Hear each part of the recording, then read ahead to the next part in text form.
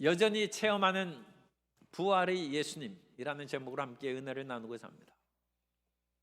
예수님께서 십자가에 못 박혀 죽으시고 장사한 지 사흘 만에 죽은 자 가운데 부활했는데 예수님의 제자들도 믿지 않았어요. 처음에. 그래서 예수님의 부활을 체험한 여인들의 얘기를 허탄한 소리를 한다 그렇게 하고 등을 돌려 앉았어요. 2000년 전에 일어난 역사적 사건을 예수님의 직계 제자들도 처음에는 못 믿을 정도로 사람이 죽으면 그뿐이라는 생각이 인생의 고정관념입니다. 사람이 죽으면 끝이지 어찌 살겠는가. 그건 오랜 역사 가운데 모든 사람이 죽고 돌아온 사람이 없기 때문입니다. 그러나 예수님은 부활하셨습니다. 그 부활하신 예수님께서 40일 동안 제자들에게 나타나셔서 믿음을 주셔서 오늘 부활의 영광을 드러내는 누가복음 비롯해서 신약 성경이 기록되게 하신 것처럼 그 예수님께서는 2000년 후 지난 21세기 오늘날에도 여전히 역사하시고 살아서 우리 가운데 운행하시는 하나님이십니다. 오늘 어떻게 부활하신 예수님을 만날 수 있는지 말씀을 통하여 함께 은혜를 나누고자 합니다. 첫째로 예수님께서는 못자국 난 손과 발을 보이시며 우리에게 내가 부활했다 그렇게 나타나신 것이 아니라 일상생활 가운데 부활하신 예수님이 나타나신다는 거죠. 우리 옆에 계신 분에게 일상생활 속에서 예수님을 만날 수 있습니다. 예수님의 제자들이 가운데 그와 같이 불신자들이 예수님의 부활을, 불신자는 아니고 예수님의 부활을 못 믿는 사람들이 여럿이 있었어요. 처음에는 다 안 믿었어요. 무덤까지 가본 예수님의 수제자조차도 이상하다 하고 그렇게 왔어요. 그런데 그 가운데 이제 모든 것은 끝났으니까 우리 고향으로 돌아가고 사업이나 새롭게 해야 되겠다 해서 엠마오로 내려가는 제자들이 있었어요. 이건 아주 더 극도의 그와 같이 못 믿는 사람이죠. 예루살렘에서 서쪽으로 지중해 쪽으로 한 10km 정도 내려가면 엠마오가 있습니다. 그래서 그 길로 내려가고 있는 거예요. 자기는 모든 인생을 예수님 중심으로 살아왔다고 그와 같이 생각을 했는데 이제 예수님이 죽으셨으니까 모든 것이 끝났다 하고 터벅터벅 그냥 엠마오로 내려가고 있어요. 그때 예수님께서 나타나셨습니다. 그런데 이 제자들은 오늘 성경 본문에 있는 것처럼 미련하고 더디 믿는 사람들이에요. 마음이 제일 둔한 사람들이에요. 이 엠마오로 내려가는 두 제자들은 이 둔한 사람의 대표라고 할 수 있어요. 그러니까 예수님이 나타나는 것을 못 알아보는 거예요. 그러나 예수님은 이와 같이 일상생활 가운데 아주 자연스럽게 우리 주변에 나타나십니다. 그런데 우리가 잘 눈치채지 못해, 잘 알아보지 못해. 로마 군인으로 예수님을 믿던 사람이 마틴이라는 사람이 있었는데 그 마틴이 로마 군복을 입고 또 검소하게 살아가니까 낡은 외투를 걸치고 추운 겨울을 지나가는데 그 불쌍한 거지아이가 돈을 달라고 하는데 보니까 돈이 하나도 없어요. 줄 것이 없을까 아무리 찾아봐야 자기가 가진 돈이 없어요. 할 수 없이 자기가 입고 있는 군복의 외투를 찢어서, 옛날에는 옷도 중요한 것이죠. 그 옷의 절반으로 덮어주면서 추운데 이걸 덮고 있으라고 갔어요. 그런데 마틴이 꿈에 보니까 하늘 보좌에 예수님이 앉아 계신데 그 예수님이 자기가 찢어 절반 준 거지에게 준 그 옷을 입고 계시더라고요. 그 감격스러운 모습을 보고 너무 눈물을 흘리다가 잠에서 깼다는 그런 이야기가 있습니다. 그런데 성경에 보면 우리 주변의 일상생활 가운데 나타나는 지극히 작은 자에게 한 것이 곧 예수님께 한 것이라는 그 말씀이 마태복음 25장 38절 이하에 기록되어 있습니다. 그때 의인의 사람들이 얘기합니다.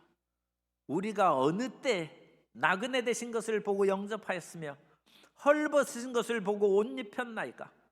어느 때 병드신 것이나 옥에 갇힌 것을 보고 가서 배웠나이까 하리니 임금이 대답하여 이르되 내가 진실로 너희에게 이르노니 너희가 여기 내 형제 중에 지극히 작은 자 하나에게 한 것이 곧 내게 한 것이니라 하시고 우리 주변에 있는 지극히 작은 자의 그 모든 삶 가운데 예수님이 함께 계신다. 그러면 그들을 도울 때 우리는 부활하신 예수님을 만나는 것이고 돕는 것입니다. 성경에 우리가 존경하는 인물 가운데 다윗 왕이 있는데, 다윗 왕의 가문은 정말 보잘것없어요. 우리 가문 나쁘다고 결혼 미루는 사람은 그렇게 하면 안 됩니다. 이 사람을 보고 결혼해야지 가문 좋은 거 봐가지고 할 필요 없어요. 이 다윗 왕가의 비천한 가문에 대해서 기록한 것이 룻기입니다. 그런데 그 룻기에 보면 엘리멜렉이라는 사람이 어찌 제대로 집안을 잘 다스리고 사업도 못했는지 집안이 폭삭망해가지고 베들레헴에서 살 길이 막막한 거예요. 주변 동네 친척들 보기에도 창피하니까 우리 모압으로 이민 가자고 했어요. 모압은 원래 이스라엘의 회중에 들어오지 못하는 금지된 족속입니다. 그런데 그곳으로 우리가 사람 피해서 그냥 여기에는 유대인 이스라엘 사람들이 올 까닭도 없으니까 거기로 이사 가자고 했어요. 거기 갔는데 풍토병이 걸려서 남자만 죽는 풍토병인가 봐요. 엘리멜렉이 죽고 두 아들도 죽고 다 죽었어요. 나오미가 보니까 자기는 과부가 되고 자기 며느리 룻은 청상 과부예요. 그래서 며느리 보고 친정으로 돌아가라고 하니까 우리 안 갑니다. 그래가지고 오르반 가고 룻은 남았어요. 그래서 룻과 데리고 베들레헴으로 돌아왔는데 가장 가난한 사람들 이야기입니다. 그리고 거기에서는 하나님께서 직접 음성을 들려주시거나 꿈이나 환상을 보여주신 것도 없고 천사도 안 나타나요. 그냥 불쌍한 사람들의 이야기예요. 그런데 이 불쌍한 사람들의 이야기 가운데서 하나님께서 역사하신 것이 나타났습니다. 모압 여인으로 이스라엘 여인도 아니니까 얼마나 멸시천대를 받고 돈도 없으니까 더더욱 비참한 것이죠. 사람들이 추수하면 거기에 흩어진 나달을 이삭을 주어서 연명하는 그런 처참한 상황이었는데 그 일을 행하는데 우연히 보아스의 밭에 이르게 됐다. 룻기 2장 3절에 보면 룻이 가서 베는 자들 따라 밭에서 이삭을 줍는데 우연히 엘리멜렉의 친족 보아스에게 속한 밭에 이르렀더라. 아무것도 볼 것이 없고 거기다가 이민족입니다. 다른 지역에서 시집 온 사람이나 마찬가지. 우리나라 그런 사람들이 있죠. 그런데 그 사람 가운데 하나님이 역사하신. 그래서 보아스를 만나서 결혼하고 보아스가를 통하여 오벳을 낳고 오벳은 이새를 낳고 이새는 다윗 왕을 낳으니라. 지극히 평범하고 가난하고 아무것도 의지할 것 없는 그 사람 속에 하나님이 역사하신다. 오늘날 이와 같이 우리의 일상생활 속에 특별히 불쌍하고 가난한 사람들을 우리가 잘 살펴볼 필요가 있어요. 도스토옙스키 웃은 사람의 꿈 이야기가 있습니다. 아주 짤막한 단편 소설인데 그 웃은 사람의 이야기의 주인공이 세상이 너무 삭막하고 사랑도 없고 악한 사람들만 가득하니까 내 더 이상 못 살겠다 싶어가지고 죽기로 결심을 했어요. 내 집에 가서 그냥 죽어야 되겠다 해서 길을 갔는데 갑자기 어떤 불쌍한 어린 소녀가 나타나서 우리 어머니가 죽어갔는데 제발 도와달라고 그와 같이 눈물을 흘리고 애원합니다. 그런데 그 주인공이 내가 지금 죽으러 갔는데 누구를 도와주겠느냐 하면서 매정스럽게 그 소녀의 잡은 손을 뿌리치고 집에 가서 이제 권총을 들어서 죽으려고 하는데 갑자기 그 눈앞에 그 눈물을 흘리던 불쌍한 어린 소녀가 떠오르는 거예요. 그 소녀의 애원한 소리가 귀에 들리는 것 같고 너무 슬퍼가지고 방아쇠를 당기지 못하고 그냥 소파에 주저앉아서 잠이 들었어요. 그런데 꿈에 지구와 똑같은 쌍둥이 별의 우주 어느 곳에 갔습니다. 거기에는 정말 지상낙원 같은 아주 행복한 그런 곳이었는데 자기가 가가지고 거기서 온갖 이기적인 일을 행하고 사람들에게 어떻게 하면 돈을 벌고 권력을 얻을 수 있는 그 가르치는 바람에 거기가 난장판이 됐어요.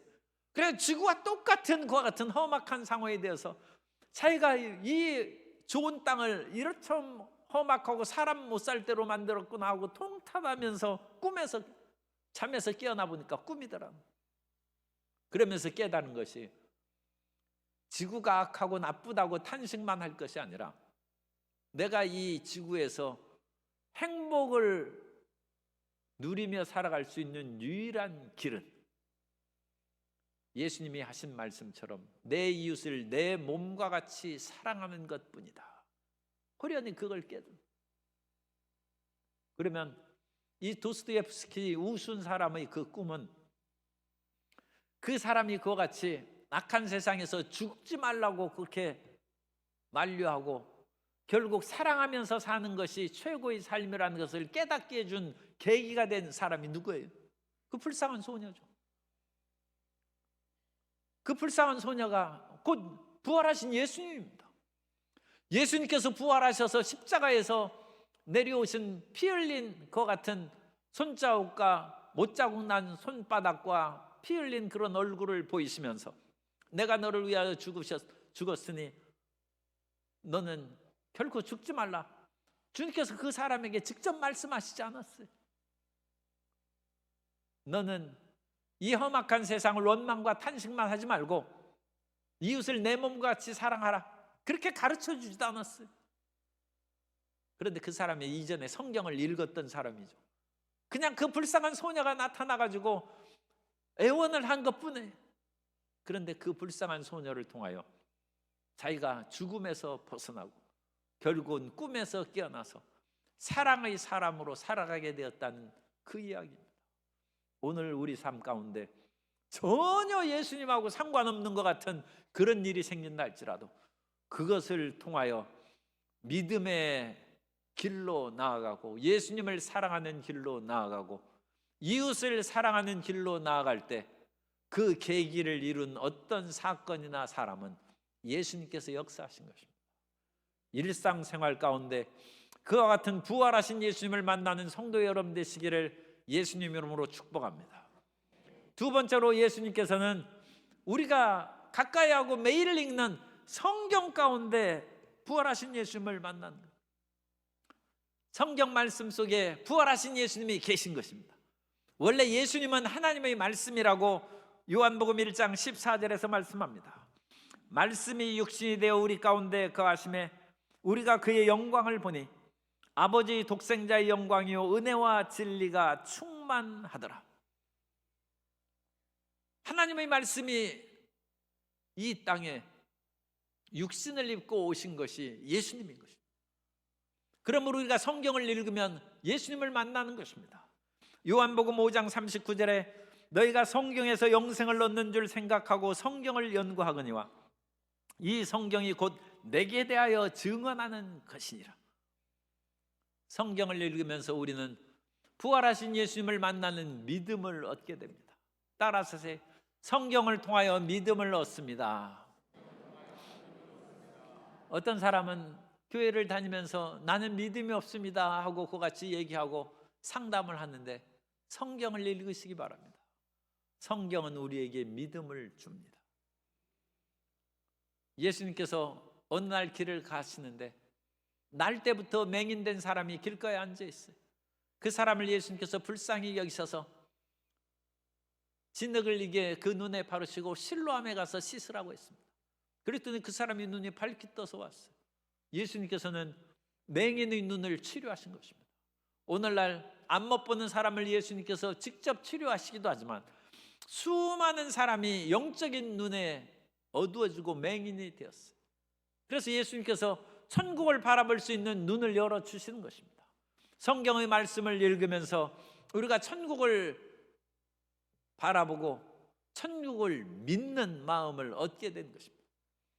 파인 크로스비 여사는 찬송가의 작시자로 유명한 분인데 어릴 때 그야말로 눈 치료를 잘못해서 맹인이 되었어요. 그분이 95세까지 사시면서 약 9,000개의 그 같은 찬송시를 많이 썼어요.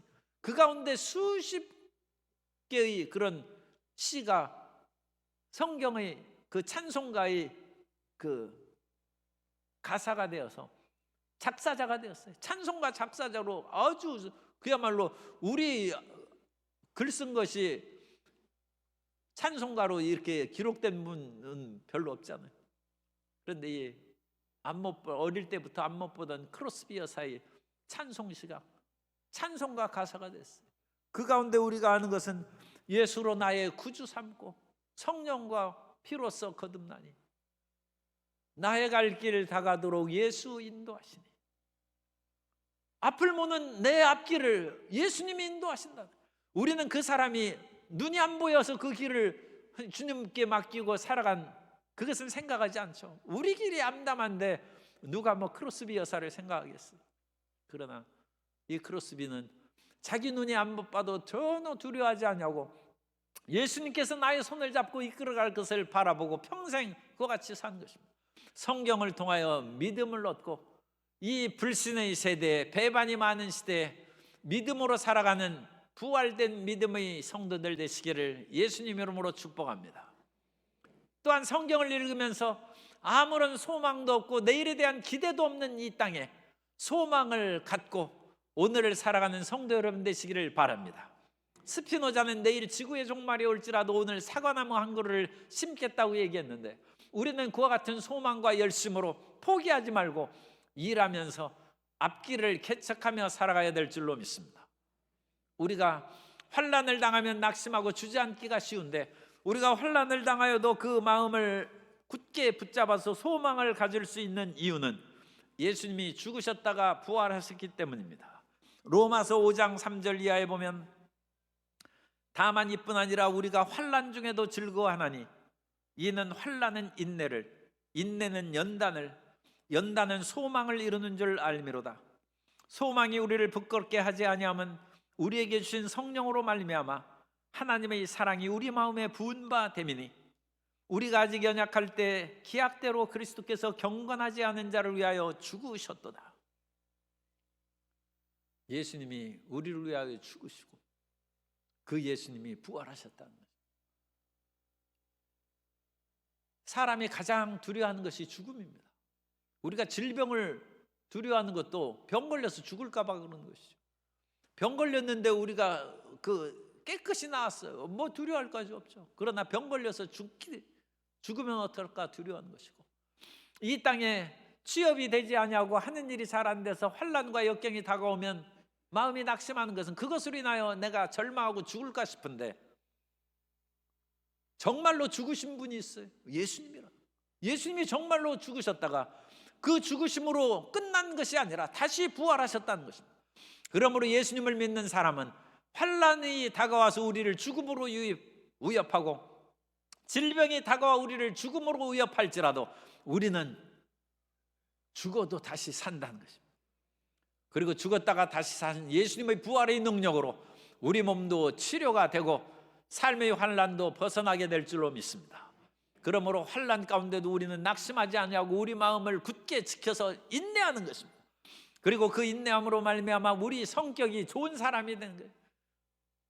우리가 고생하면 다른 사람을 좀 이해할 수 있는 마음의 역량이 늘어나죠. 굶어본 사람이 굶주린 사람의 사정을 좀 헤아려 아는 것처럼 우리의 인격이 넓어지는 거예요.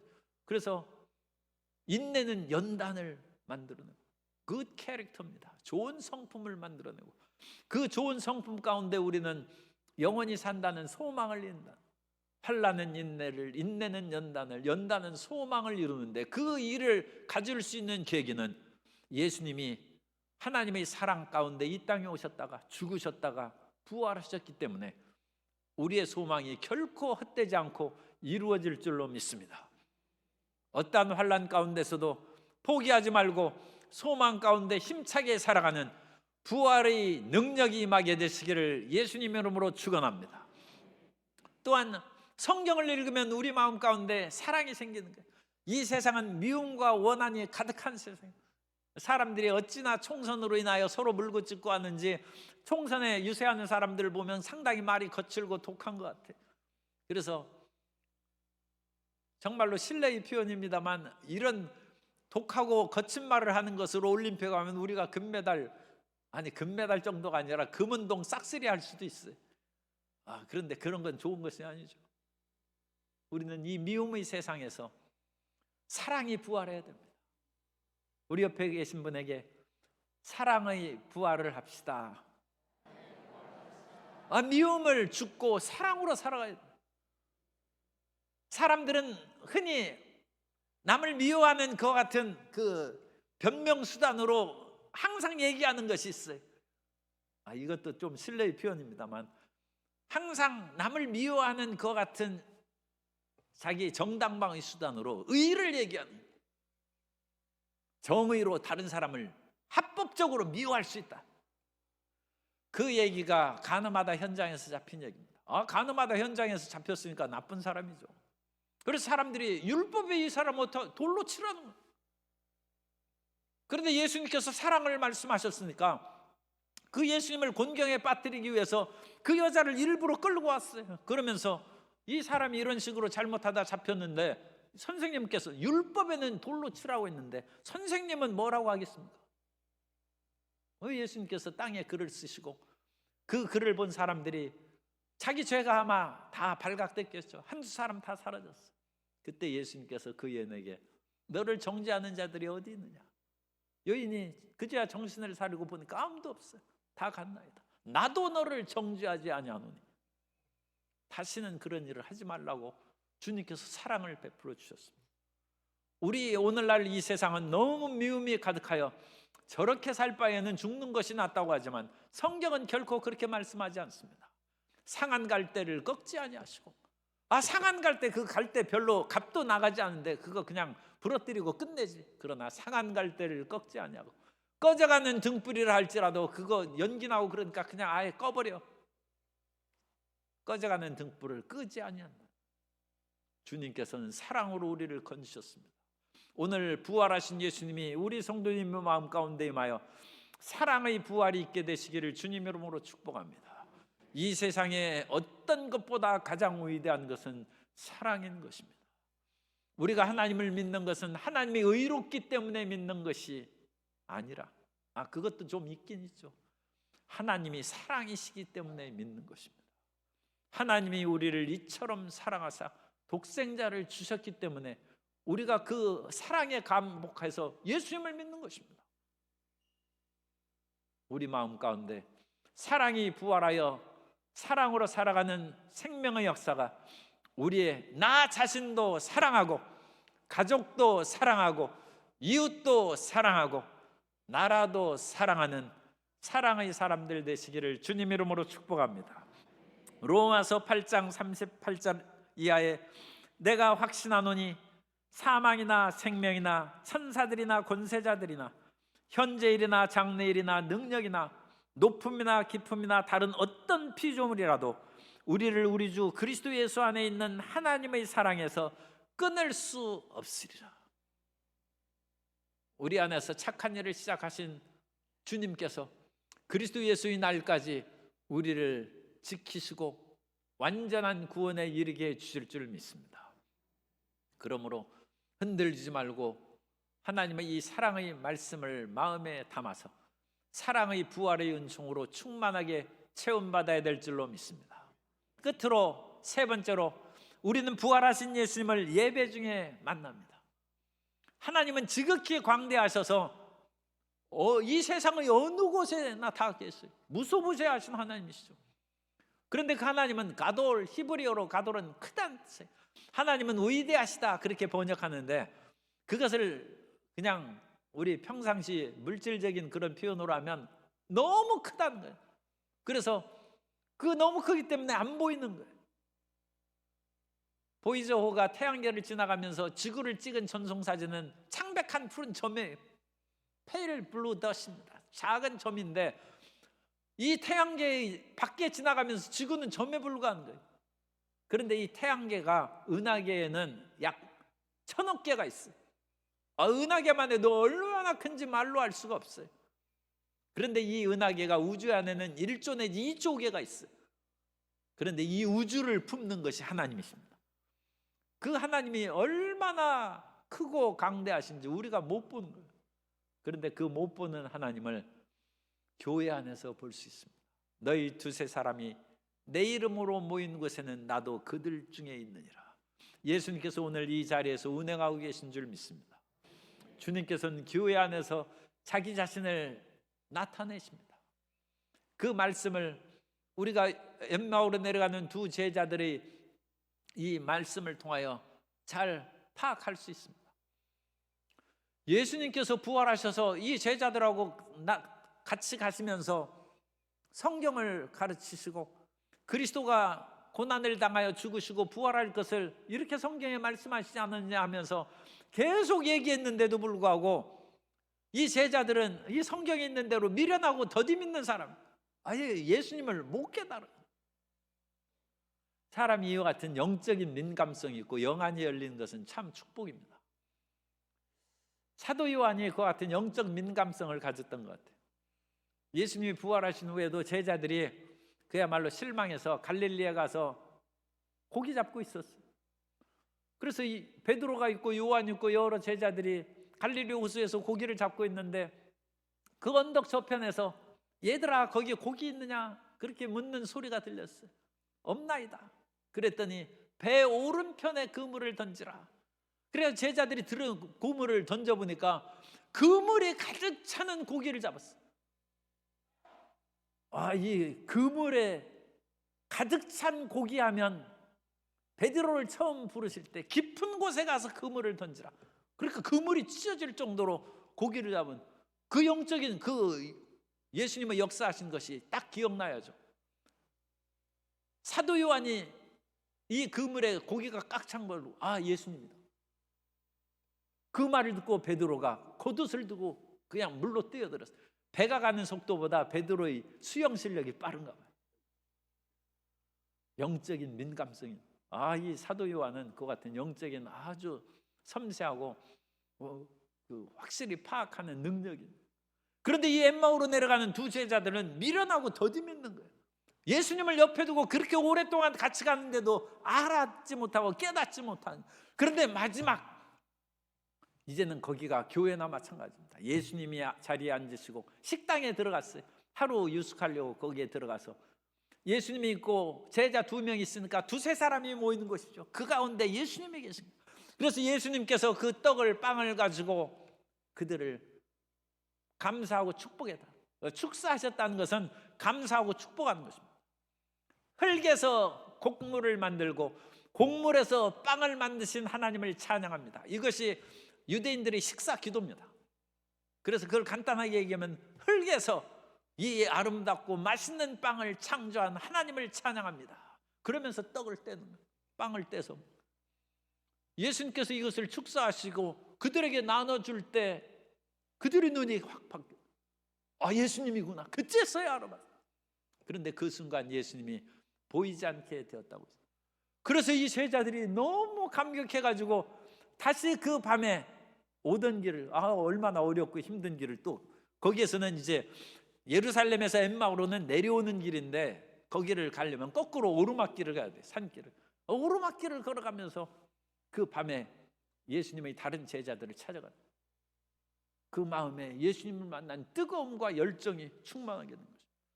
오늘 이와 같이 예배를 통하여 예수님께서 나타나십니다. 성찬의 떡과 잔을 대하고 우리가 하나님 앞에 주의 영광을 체험하게 하여 주옵소서 기도하면서 성찬의 떡과 잔을 대할 때 주님께서 부활하신 예수님께서 우리에게 나타나시고 우리에게 깨닫게 해주시고 마음을 뜨겁게 하시고 몸을 치료해 주실 줄 믿습니다. 그래서 예배 중에 교회 중에 나타나시고 교회 중에 우리가 찬양을 드리고 기도할 때 우리 마음에 감동을 주시고 하나님께서 우리에게 역사하시고 말씀을 주시는 것입니다. 우리가 찬양대를 향하여 박수를 친 것은 그것은 그 찬양을 통하여 감동의 마음이 내게 뜨거움이 다가왔기 때문에 박수하자고. 성도님들도 그러니까 이제 찬양이 끝나면 박수하는, 우리가 항상 박수하는 것이 아니고 항상 하나님을 찬양하고 기쁘게 할지라도 설교자가 감동이 돼야죠. 설교자가 감동되면 박수하자고. 그런 것처럼 제가 아무리 설교 잘해도 성도님들의 마음에 뜨거움이 있고 감동이 있을 때 은혜 받은 것입니다. 하나님께서 역사하시고 마음을 뜨겁게 해주시기를 주님의 이름으로 축복합니다. 그래서 베데스다 연못물이 끓어온, 베데스다 연못물이 항상 있어요. 그 연못물이 치유에 무슨 그 게르마늄이 있어가지고 거기에 들어가면 피부병이 낫고 뭐 온몸이 깨끗해지는 그런 특효가 있는 베데스다 연못물이 아니에요. 천사가 와서 그 물을 동하게 할 때가 있는데, 그때 천사의 그런 그 활동으로 하나님께서 치료의 능력을 베풀어 준, 물은 평범한 물인데 하나님이 감동하시고 감화하시고 역사하실 때 우리가 뜨겁게 되고 변화되고 치료받고 흑암의 세력이 떠나가는 것입니다. 그래서 하나님의 말씀이 우리에게 항상 들려지는데, 그 말씀이 들려질 때 밋밋하게 지나가면 그 말씀은 그냥 로고스입니다. 말씀은 그냥 로고스인데, 그 말씀이 내 마음에 선포될 때는 헬라어로 레마라고 합니다. 로고스나 레마는 둘 다 헬라어입니다. 둘 다 헬라어고 둘 다 똑같이 말씀이라는 뜻인데, 이 헬라어에도 그들이 조금 그 다른 의미를 부여했어요. 그래서 기록된 이와 같은 말씀은 로고스. 그런데 그 기록된 말씀이 내 마음에 부딪혀서 끌어오를 때 그건 레마라고 했어요. 존 웨슬리가 목사가 되고 선교사가 되었어도 대서양을 지나갈 때 폭풍우를 만나서 두려움에 떨리고 기도가 잘 안 나왔어. 그런데 모라비안 성도들은 태연히, 심지어 아이들까지도 두려움이 없이 찬양하는 것을 존 웨슬리가 보고, 아이들도 어찌 두려움이 없습니까? 하자. 아니, 하나님을 믿고 하나님께서 생명을 주관하신다는 것을 성경을 통하여 항상 믿는데 아이들이 왜 두려워하겠습니까? 그 말을 듣고 존 웨슬리가 자기가 부끄럽다고, 자기는 목사여 선교사로 지금 미국으로 갔는데 이 풍랑에서 배가 뒤집히면 어떡하나 자기 마음에 떨고 있는데 이 아이까지도 예수님을 믿음으로 담대하다고 하는 것을 부끄러웠어. 그래서 미국에서 선교 사역을 실패하고 다시 영국으로 돌아왔을 때 모라비안들이 모이는 그 같은 집회에 갔어. 그런데 거기에서 평범한 어떤 성도가 마틴 루터의 로마서 주석, 나의 의인은 믿음으로 말미암아 살리라는 그 믿음에 대해서 기록한 그 서문을 읽고 있는 것을 자기도 옛날에 읽었던 거예요. 그런데 그때는 별 감동을 못 느꼈어요. 그런데 자기는 목사요 선교사 아닙니까? 그런데 평신도가 읽는 그와 같은 로마서 주석 서문을 읽을 때 자기 마음이 뜨거워졌다. 그래서 예수님이 나를 위하여 죽으셨고 나는 이제 예수님께 바쳐진 몸이 되었고 내가 이제 살아있는 것은 예수 그리스도를 위하여 사는 것뿐이다는 그와 같은 마음의 감동과 결심이 물밀듯이 다가오고 마음이 끌어올랐던. 그래서 이 점잖은 엘리트가 그 모라비안 교도들이 몇몇 모여있는 그 자리에서 내가 이와 같은 놀라운 체험을 했다고 그 자리에서 간증까지 했어. 우리 마음이 성령으로 말미암아 뜨거워지고 말씀의 능력으로 뜨거워지는 체험을 할 때 부활하신 예수님을 만나는 것입니다. 그 부활하신 예수님을 존 웨슬리가 만난 후에는 1년에 8,000마일을 말을 타고 다니면서 복음을 전했다고 했어요. 8,000마일은 약 13,000km. 13,000km를 1년만 한 것이 아니라 40년 동안 했어요. 52만 킬로미터를 영국을 온 구석을 다 다니면서 복음을 증거하고, 그것이 지구를 13바퀴 도는 그와 같은 거리랍니다. 그 같은 뜨거운 열정으로 복음 전도하는 사람이 되었습니다. 우리가 다른 사람을 감동하는 것은 말로써 감동하는 것이 아니라 우리 마음의 열정으로 감동하는 것입니다. 우리가 지적으로 합리적으로 복음을 전도하는 것도 중요하지만 그거 가지고는 교회 안 나옵니다. 그 사람을 뜨겁게 해줘야 돼요. 그래서 우리 마음 가운데 열정으로 전도하는 그 모습을 보고 그 사람이 나는 당신 말하는 것은 잘 이해하지 못하겠다. 그리고 미안하지만 두서가 없어가지고 무슨 말 하는 것인지 나 알 수도 없다. 그러나 당신이 그토록 예수님을 뜨겁게 전하는 거 보니까 나도 한번 교회에 가봐야 되겠다. 열정이 그 사람을 인도하는 것입니다. 그리스도의 뜨거운 말씀이 여러분의 마음을 변화시키고 심령을 새롭게 하는 축복이 임하게 되시기를 예수님으로 축원합니다. 우리가 예배를 드릴 때 그러므로 열심히 찬양하고 열심히 기도하고 그야말로 온 힘을 다하여 말씀을 들음으로써 마음이 뜨겁게 달아올라서 부활하신 예수님을 다 체험하게 되시기를 예수님 이름으로 축원합니다. 부활하신 예수님은 기독교 역사 2000년 동안에 십자가에서 달리셨던 그 예수님이 손과 발에 못자국 난 그대로 부활하신 예수님으로 나타난 이야기는 사도행전의 사도 바울 이야기가 있고 몇몇 교회사의 역사 속에 몇 사람의 이야기가 있을 뿐 더 이상 없습니다. 그럼 부활하신 예수님은 2000년 동안 몇 번 안 나타나셨네. 그게 아닙니다.